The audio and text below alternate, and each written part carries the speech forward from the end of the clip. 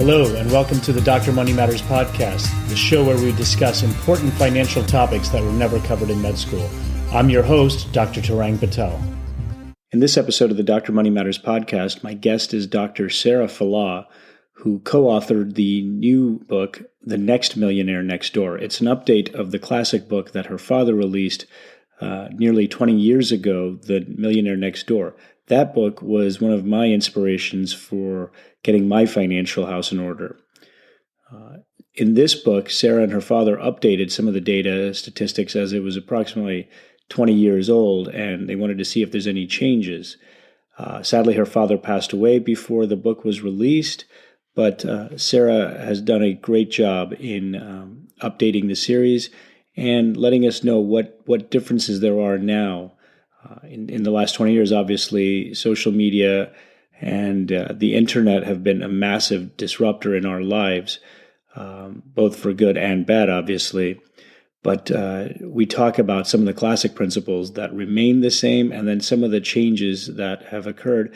And we also discuss whether physicians who were notoriously singled out in that book as under-accumulators of wealth, if they've gotten any better now with increased access to all these varieties of educational sources like my podcast, other podcasts, free books. And we see if physicians have gotten any better.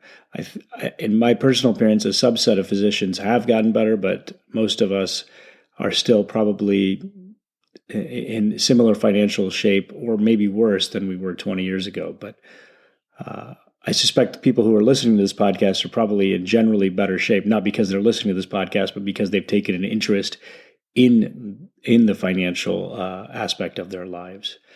So let's get started with my interview with Dr. Sarah Fallaw. Okay, welcome back to another episode of the Dr. Money Matters podcast. My guest today is Dr. Sarah Fallaw, the author of The Next Millionaire Next Door. The original book written by her father, Thomas Fallaw, was one of the inspirations for me in regards to my own financial journey and one of the reasons I started my podcast. So I want to welcome you, Dr. Fallaw, to the podcast, and I'm really excited to talk about your new book and some of the changes that you have seen over the last 20 years or so. So welcome to the podcast. Thank you so much for having me. I'm excited to talk about that and all things related to doctors as well. Well, doctors were one of the obviously me being a physician, that was one of the things that I took away from the book. And at that time, it was interesting because I was younger. I think I was in college or just thinking about applying to med school when I first looked at the book. It was one of those things where you're like, oh, doctors never have problems. They should be fine. And then reading the books, it was quite interesting about the discrepancies between what doctors generally had and what they were perceived to have. So right, absolutely. I think the idea, again, it goes back to that whole myth of confusing income and wealth. And that's probably why you thought that as well as most people. And I think you're right that was one of the most illuminating, if you will, pieces of the original Millionaire Next Door book. Before we get a little bit into more detail into the book, though, just tell me about your background and how you kind of got into your field. Yeah, absolutely. So I started off as an industrial psychologist, so a psychologist to business, right? Really, I spent the majority of my early career creating assessments, psychometric assessments, to help organizations understand either new employees or new leaders, really helping to select and recruit and that kind of thing. Individuals. And so my focus was always on the characteristics that individuals have and whether or not they'd be well suited for a career and for a specific job. I started working with my father around 2012 or so, a little bit earlier than that, I guess, for some of the pieces we were working on. But to look at all of the data he had taken or he had gathered over the past, for his lifetime, really, to see if we could understand the characteristics that allowed someone to be really good at transforming income into wealth. And so that's kind of how I leaped into this field, if you will. I'm not a financial planner. I'm a psychologist through and through, but I do study, and my expertise now is in individuals who are really good at this job, if you will. And so that's kind of what led to a lot of the research in the Next Millionaire Next Door, in addition to obviously, my father's, desire to look at what millionaires looked like today, really 20 years after, if you will, the original publication of The Millionaire Next Door. So let's go into that. So like I said, it was one of the big influences in my financial kind of awakening. But one of the things in that original book talked about two contrasting physicians, Dr. North and Dr. South. And both of them had a similar income, but one of them had very low net worth as compared to the income. And so I think, my audience pretty much knows how I feel about this. And we try to educate physicians on, translating the high income that we earn into what is actual wealth. And so there's new in the last 20 years, there's a lot more information available, whether it's Dave Ramsey, whether it's, in the physician space, White Coat Investor, tons of other physician blogs. Are doctors any better now than they were 20 years ago? Yeah, that's a great question. I think that in general, what we're seeing is still the case that those behaviors and those characteristics that would make a physician really great at transforming income into wealth haven't changed. So a lot of the things that the blogs and the podcasts that you just talked about will write about include things like being frugal, being disciplined and those kinds of things. So those kind of characteristics haven't changed. And to that end, I think that even with the proliferation of all of that content and all of those folks beating the drum about some of those things, it hasn't changed. There still are some folks that just sort of haven't adopted that mindset, that, the discipline and the confidence that you need to have in financial decisions and those kinds of things are really the important factors in transforming income into wealth. So I'm not sure if I answered your question, but I will say that, the characteristics haven't changed. And really in some ways that technology that's out there, right? I can listen to any podcast and I can see anything on social media has given us a lot of information. It's also made things a lot harder. So, I think some of the principles are timeless, and you talk about frugality, things like that. Let's go into that a little bit. Frugality itself, by a lot of people, has a negative connotation, but it is one of the keys to success that we saw in the original book, and even in the updated version. I think you still mention it, and it is a timeless principle. But with all the media and influences we have today, is it harder to be frugal today? Yeah, I would say it kind of is. And because most of us rely on being connected for our work in some form or fashion, we also have the challenge of avoiding the noise that's out there from social media or media in general. And so I think before maybe you would compare yourselves, let's say in the 90s, you'd compare yourself to the other folks in your medical school or in your residency, or maybe, once you were working full time. But today you're comparing yourselves to people you went to high school with that you haven't seen in 20 years, or long lost friend from elementary school and what they're driving and buying and wearing. So that ability to sort of ignore all of that stuff that's going on around you, I think is a little bit harder today. It really takes more discipline and more kind of decision making around, hey, I'm just going to kind of avoid looking at this and being wrapped up in it. You're absolutely right. I think back in the 80s and 90s, your influences were just mostly, like you said, your local social circle, and then TV, maybe those kind of things. But those are more aspirational, not really day to day. But now you're seeing people always post on Instagram or Facebook, whatever, the positive and fun things that they're doing. And no one really talks about, oh, well, I was at work today and here's another day at work, sitting in front of my cubicle or seeing patients. They always talk about the trips that they were on. So absolutely, it is a biased filter that we see things through, but it does affect us.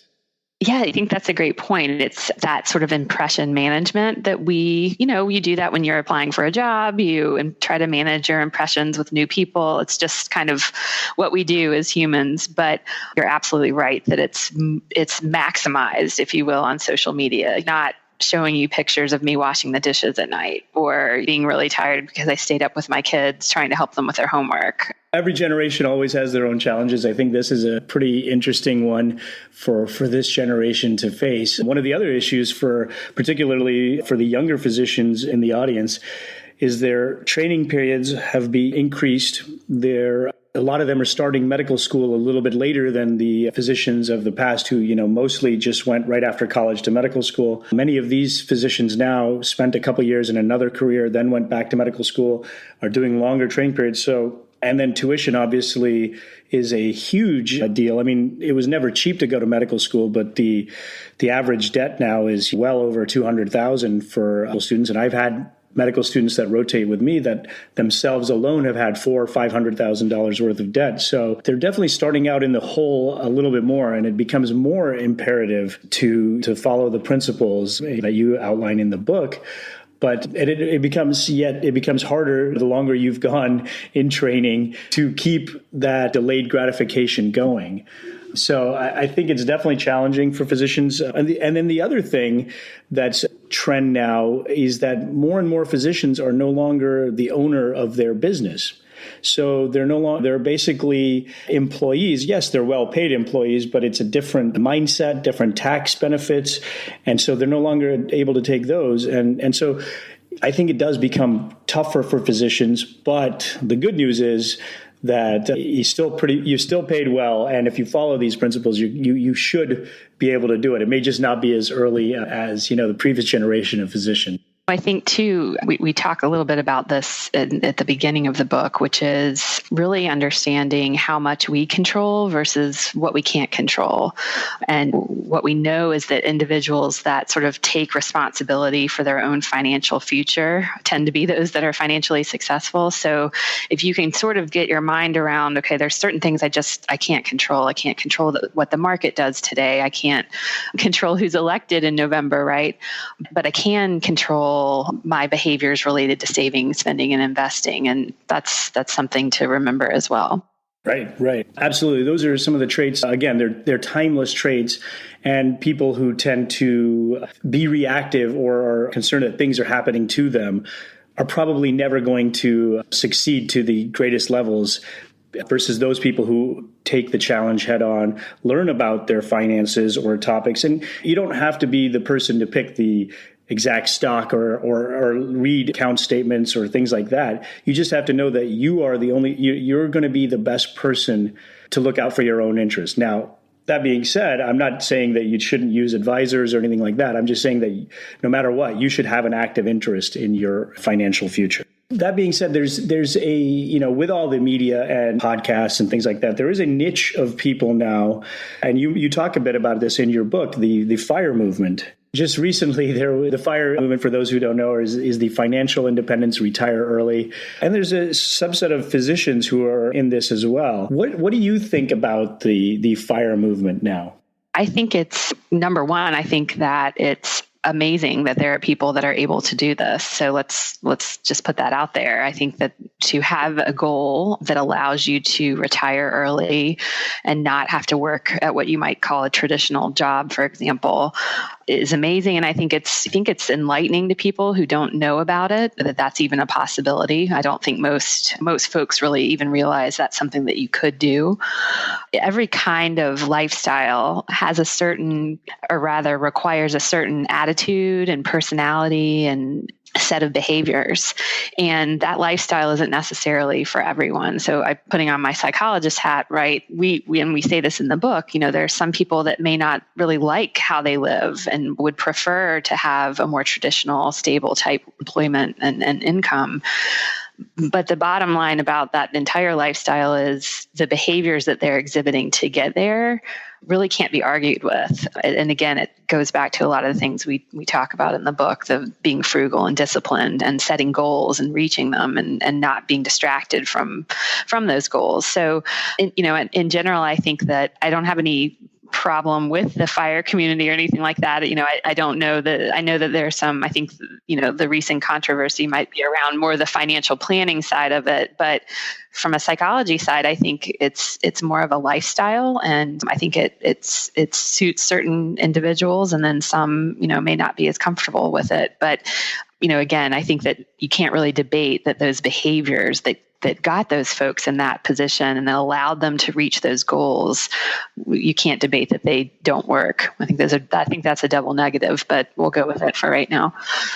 One of the issues that is changed, I don't know if it's changed or if it's just become more difficult, is that education costs, housing costs, and healthcare costs are all significantly higher now than even just 20 years ago. Do you think it's harder now to achieve Millionaire Next Door status, even if you follow the principles?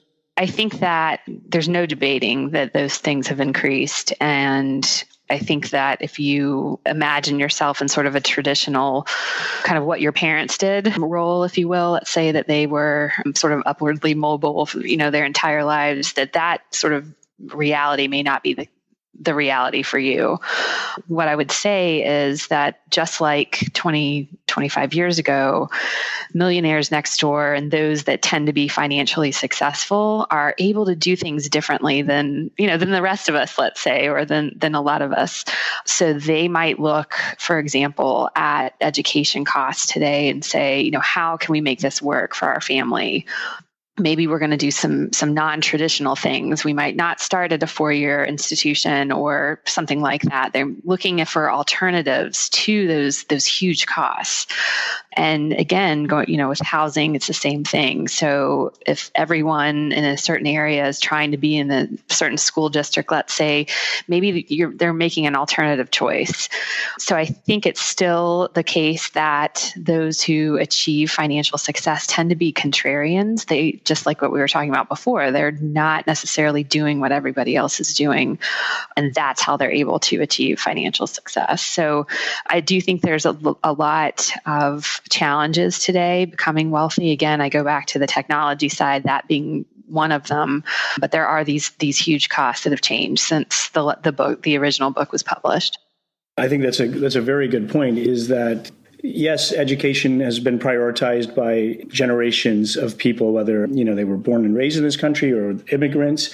As many physicians are immigrants in this country, and they tend to want to encourage education. But I think you bring up a very good point, is that there are other ways to do it. For example, I live in an area in Arizona, which overall the state education rates are pretty low, in the rankings nationally, but they have open enrollment across different districts and stuff. So you don't have to be locked into the best performing school district, which traditionally was the mindset, okay, you have to live here.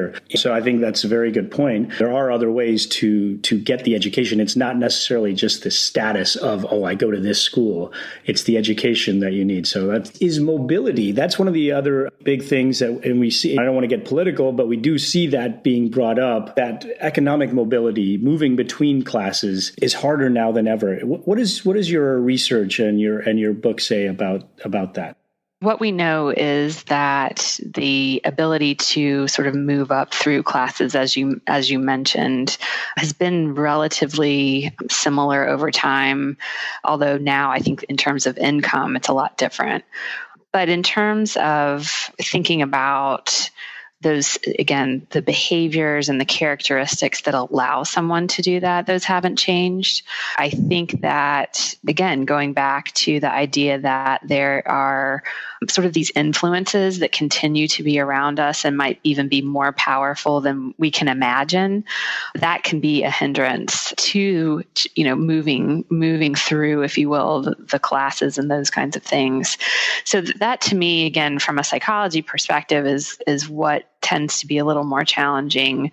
Again, from an economic perspective, that you'd have to ask somebody that has a little more knowledge in that area. But if you're surrounding yourself with individuals that are trying to emulate what it looks like to be wealthy, but yet, or what they think wealth looks like, but yet they don't have the means to do so, that's a real bad mix for trying to change your family's kind of status, if you will.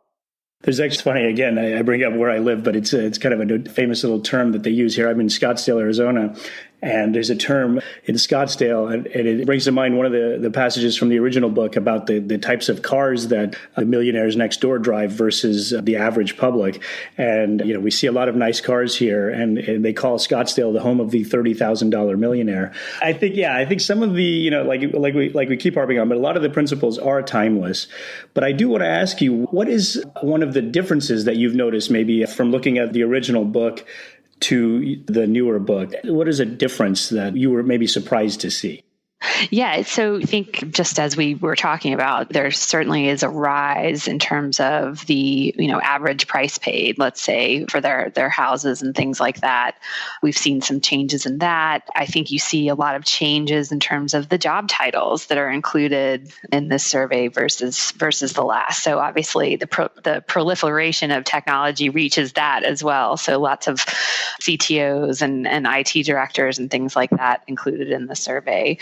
We also asked about things like investing related mistakes and kind of the behaviors that millionaires make when it comes to their investments. And so while that's not necessarily a change, it is, it's become such an important topic within that behavioral finance realm. How are we behaving when it comes to our investments? And so we talk a lot about that and the fact that, again, these very successful, economically successful individuals are making mistakes just like we all make.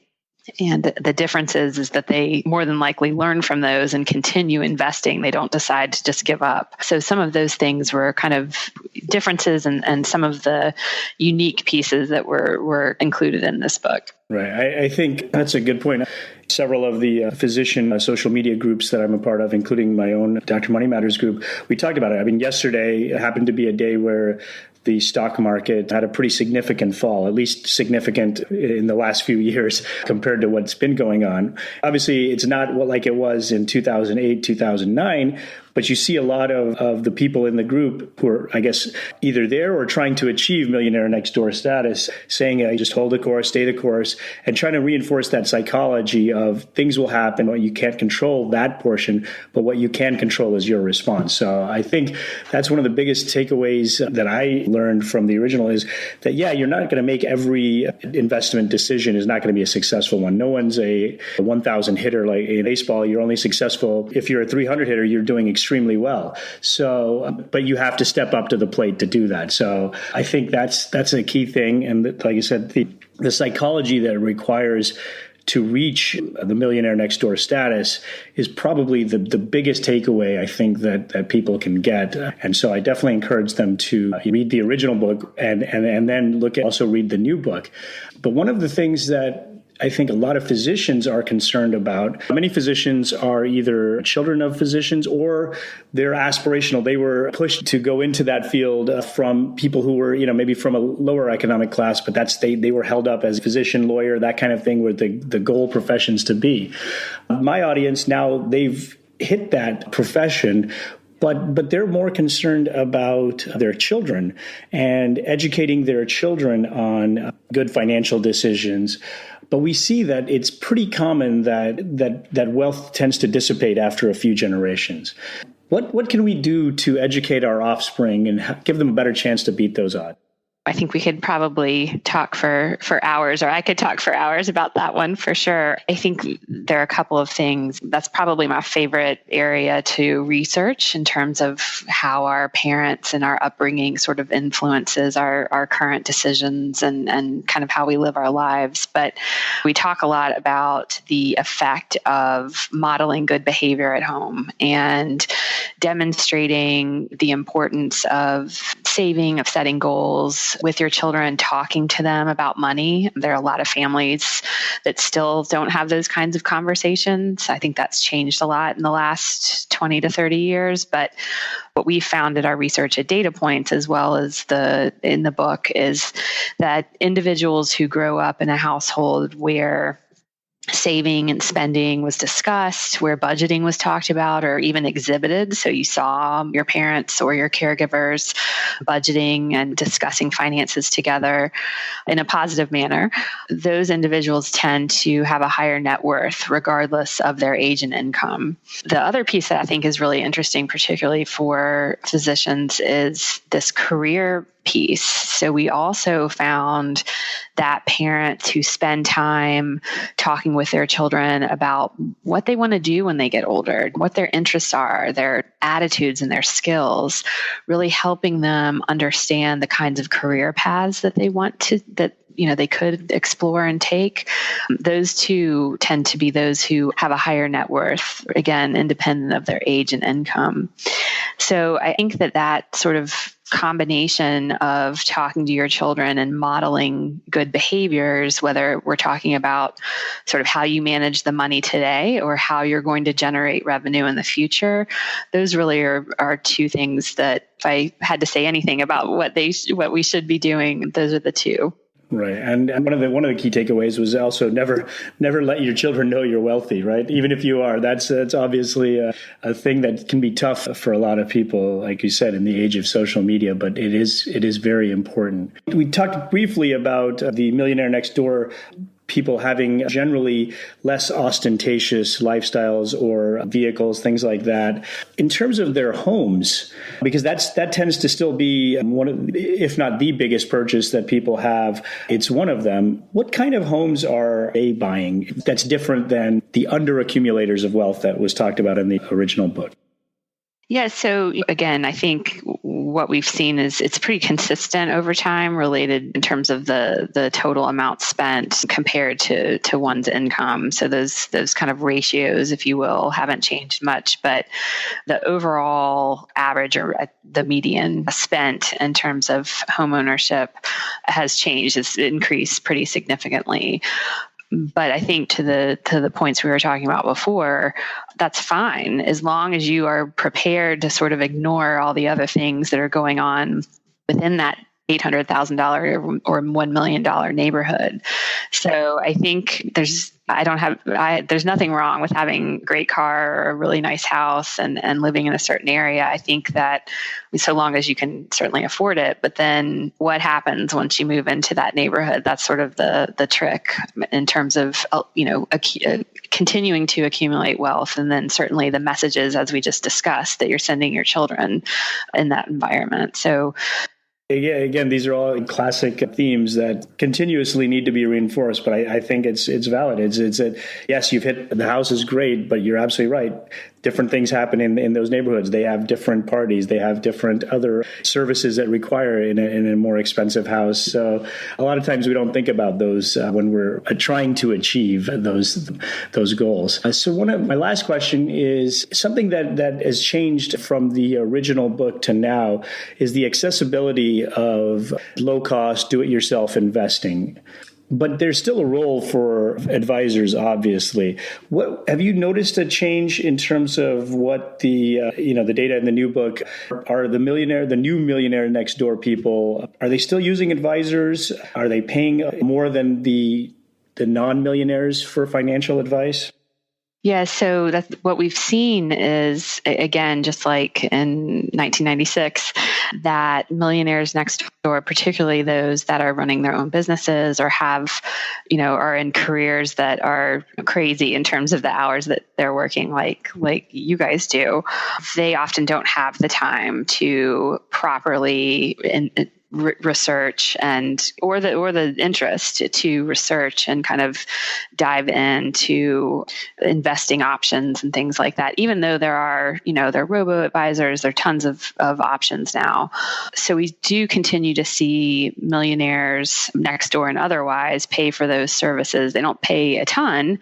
And I think that what we've seen, in the work that we do at Data Points is that the type of advisor is changing that they're working with, and they're doing their research in terms of hiring, if you will, advisors that are looking out for their best interest. We see that more and more, that are operating under the fiduciary standard, for example, but they may not be a long-term client of that advisor, but they may come in and check in every once in a while, a couple years, to get some advice, which they can do now because of the different kind of structure that these advisors have. They don't, they're not paying by the assets that they're managing. Instead, they're, for example, I might come in for a financial plan, or I just might want some help with some investment advice, that kind of thing. And it's not an ongoing relationship, but it might be a one-off, for example. But we see kind of a broad range, but they continue to outsource some of that, just like they would outsource different aspects of their business if they're running a small business. Right. And I think that actually that's a good way of looking at it is your financial life is a small business, whether you choose to do it yourself or whether you outsource it. If you think of it in that realm, in that mentality, probably do a little bit better just because you're thinking of it as a successful or unsuccessful business, but you're thinking of it that way, and so it would lead to a better approach. Well, I wanted to thank you for participating in the podcast, and then I wanted to ask you a couple of things. First, talk to me about your company Data Points. What do you do, and what can our listeners get from your company? Yeah, so we really focus on behavioral science tools that help individuals understand really their financial strengths and weaknesses. Most of our tools and our platform is designed for financial advisors, but we certainly have a lot of research and even some assessments on our website that individuals can take to learn a little bit about themselves. Really, our assessments and our tools are based on a lot of the research that went into the Millionaire Next Door and the Millionaire Mind. So they're pretty complementary in that way. But our goal is to really help people understand how they can improve to achieve the goals that they want and to be financially successful. Right. Well, I think anything that helps us do that is great. And like I said to you, I'm really enjoying the new book. Tell my listeners where they can get the new book. Yeah, you can go to the Next Millionaire Next Door.com, and that will link to a site to buy it. Really, anywhere you can think of that sells books, it's there. So yeah, I'd love for people to check it out. Yeah, absolutely. Awesome. Well, thank you, Dr. Fallaw. I really appreciate you coming on this podcast. And like I said, your father's book was one of my inspirations. And I really do, my goal with this podcast is to kind of empower physicians to take control of their financial future. So books like yours are a big way to help the community out. So I wanted to thank you. Absolutely. Thank you for having me. I want to thank Sarah Fallaw for coming on the podcast. And I encourage you to take a look at the new book, The Next Millionaire Next Door. It's available wherever books are sold. But also, I wanted to ask for your opinion. Where are you at on your financial journey, and what do you think makes it tougher, if it is tougher, for physicians of today than it was 20 years ago? Obviously, debt load for newer physicians is on average higher. In my opinion, because less physicians are business owners, it becomes also more difficult for them to become wealthier because the tax code is written to favor business owners rather than employees. And then also there's just longer training periods. But some of the other issues in terms of spending and stuff, I don't think have changed. Maybe what we're spending on is different, but most physicians still can easily achieve financial independence in a decade or slightly longer, depending on what you're starting out with, if you are fiscally responsible. So shoot me an email at tarang@drmoneymatters.com, TARANG @drmoneymatters.com, all spelled out. Or let's discuss it on the Facebook group, or you can tweet me. But where are you at? And what do you think are some of the challenges that maybe a generation previous didn't face? Also, if you made it to the end of the podcast, I apologize for the audio being a bit choppy.